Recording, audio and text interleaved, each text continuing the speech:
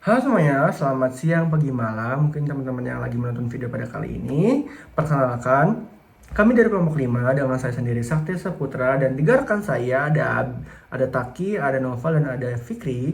Pada video kali ini kita akan membahas tentang kasus etika dan regulasi pada penelitian nih guys. Nah, di mana kita dapat kasus yaitu ada dua peneliti. Nah, dua peneliti ini dia tuh udah mengumpulkan banyak nih sampel jaringan tubuh manusia gitu. Nah, dia tuh ngambilnya udah lama dan beberapa tahun lalu, di mana dia tuh udah ngambil sampel-sampel ini dari banyak pasien.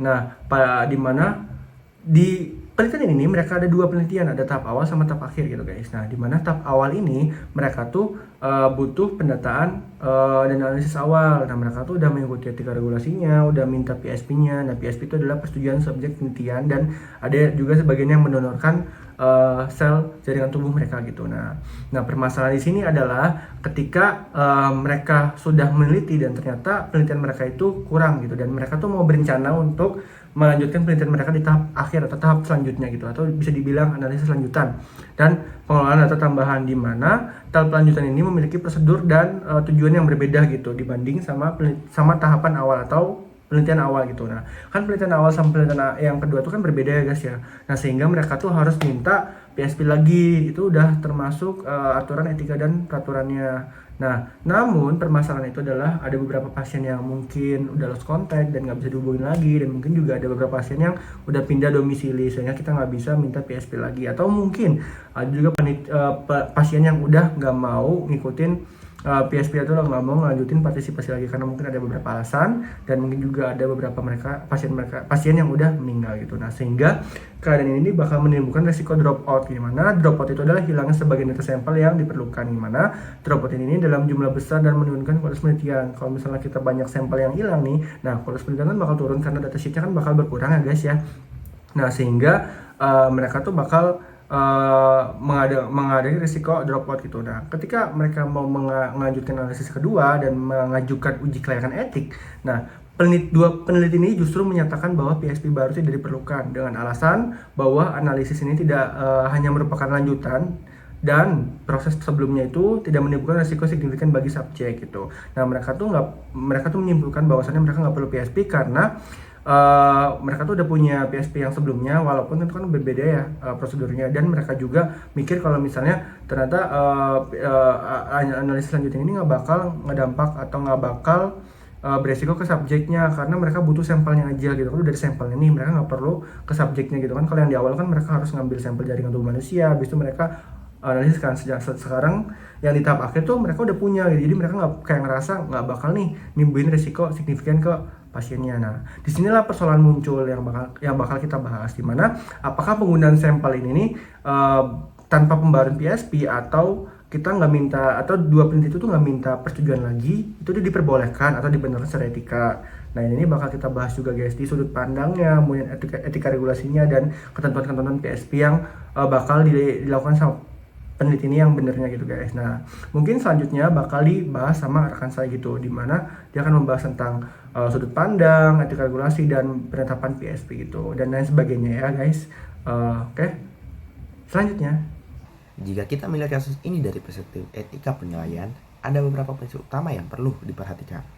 Pertama, prinsip respect for person, yang berarti setiap subjek memiliki hak untuk mengetahui dan menyetujui bagaimana sampel biologis mereka digunakan. Jika tujuan penelitian berubah, atau jika analisis lanjutan yang tidak tercantum pada PSP awal, maka para peneliti wajib melakukan renewal consent atau persetujuan ulang.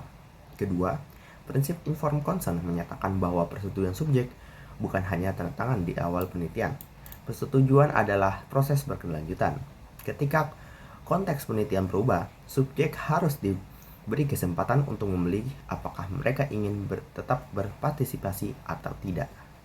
Ketika prinsip non-malfeasance atau dan beneficence mewajibkan peneliti untuk melindungi subjek dari potensi resiko. Walaupun penelitian lanjutan mungkin terlihat tidak berisiko, penggunaan sampel biologis tetap terkait dengan privasi, potensi identifikasi ulang, dan penggunaan data sensitif. Dalam kasus ini, peneliti berasumsi bahwa PSP baru tidak diperlukan. Namun, asumsi ini bertentangan dengan prinsip etika dasar. Misalnya, subjek yang sudah meninggal dunia dan tetap memiliki hak privasi, dan keluarga mereka mungkin setahunya diberitahu. Jadi secara etis, keputusan peneliti untuk tidak menerima prinsip PSP baru tidak dibenarkan, kecuali ada bukti bahwa sampel telah benar-benar dianonimkan dan tidak menimbulkan resiko apapun bagi subjek. Dari perspektif ilmiah dan metodologi penelitian, risiko dropout dalam kasus ini sangat penting. Dropout itu sendiri terjadi ketika sampel atau subjek tidak lagi dapat digunakan. Dampak dari dropout itu meliputi yang pertama adalah menurunnya validitas penelitian, karena jika banyak sampel yang hilang atau tidak dapat digunakan, peneliti akan kehilangan kemampuan untuk menghasilkan kesimpulan yang akurat. Yang kedua, terjadi bias pada penelitian tersebut, karena jika subjek yang dropout itu memiliki karakteristik khusus atau semacam kondisi khusus, seperti usia tertentu atau berasal dari kelompok-kelompok tertentu, maka dataset yang tersisa menjadi tidak representatif.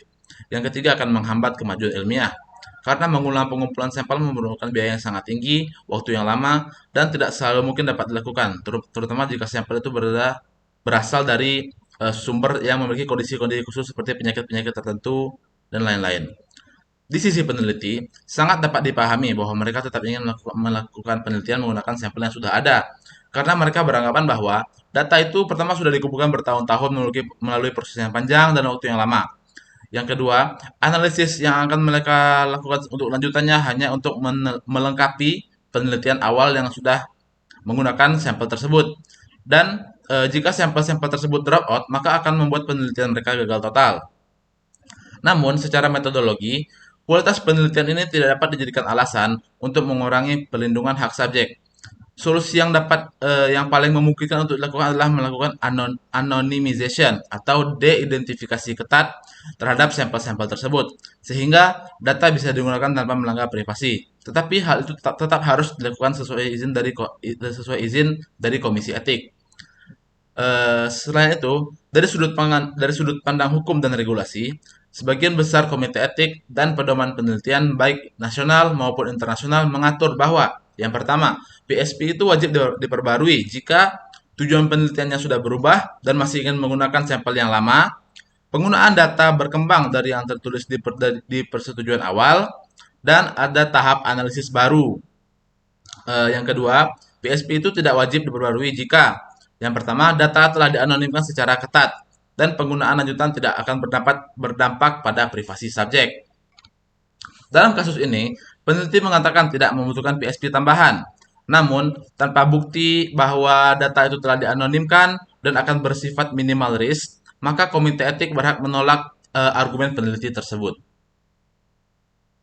Dari perspektif regulasi, sebagian besar pedoman etik internasional seperti Bellman Report, Declaration of Helsinki, dan juga KEPK di Indonesia menyatakan bahwa PSP harus diperbarui jika tujuan, metode, dan penggunaannya berubah. Lalu, sampel biologis manusia dianggap highly sensitive, sehingga penggunaannya harus sangat transparan. Nah, lalu penggunaan sampel tanpa persetujuan hanya boleh dilakukan jika data telah dianonimkan secara total dan penelitian berada dalam level minimal risk. Nah, pada kasus ini, peneliti menyatakan bahwa PSP tidak diperlukan. Namun, yang pertama, sampel biologis bukan hanya data, tetapi bagian tubuh manusia juga. Lalu, hak privasi tetap melekat meskipun pasien sudah meninggal.